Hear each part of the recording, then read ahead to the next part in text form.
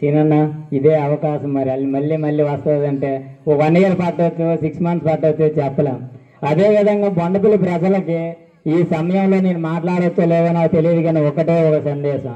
అందరికీ ఒక డౌట్ ఉంది, ప్రతాప్ ఇన్నాళ్ళ నుంచి తిరుగుతున్నాడు, రేపు పొద్దున్న స్థానిక ఎలక్షన్లో ఏంటి అందరూ ప్రతి ఒక్కరు అడుగుతున్నారు. నేను పదే ఒక్కొక్కరు చెప్పాల్సిన అవసరం లేదు. మా పార్టీ ఇప్పటికి ప్రతి ఒక్కరికి నామినేషన్లో కూడా అవకాశం ఇచ్చింది. అదేవిధంగా మా పార్టీ మీద, మా అధికారుల మీద మాకు నమ్మకం ఉంది. స్థానిక ఎలక్షన్లో ఖచ్చితంగా ప్రతాప్ అనేవాడు నిలబడతాడు.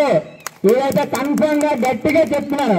ఇదే ఎందుకు ఇంత గట్టిగా చెప్తున్నానంటే చాలా మంది బాగా చేస్తున్నారు. నన్ను నమ్ముకుని జనం కొంతమంది అయినా ఉన్నారు, అందరూ ఉన్నారని నేను చెప్పాను, కొంతమంది ఉన్నారు. వాళ్ళు నాకు ఏంటి నా పరిస్థితి అని ఆలోచించవచ్చు. మీరెవ్వరూ భయపడక్కర్లేదు.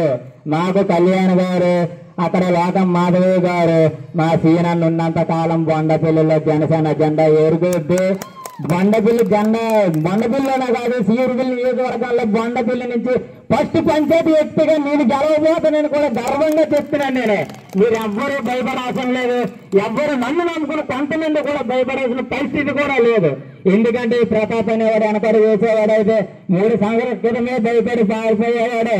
ఆ రోజు బెదిరింపులకే భయపడినవాడు ఈ రోజా పంచాయతీకి 100% మా పార్టీ నాకు అనుభవం ఇస్తుంది.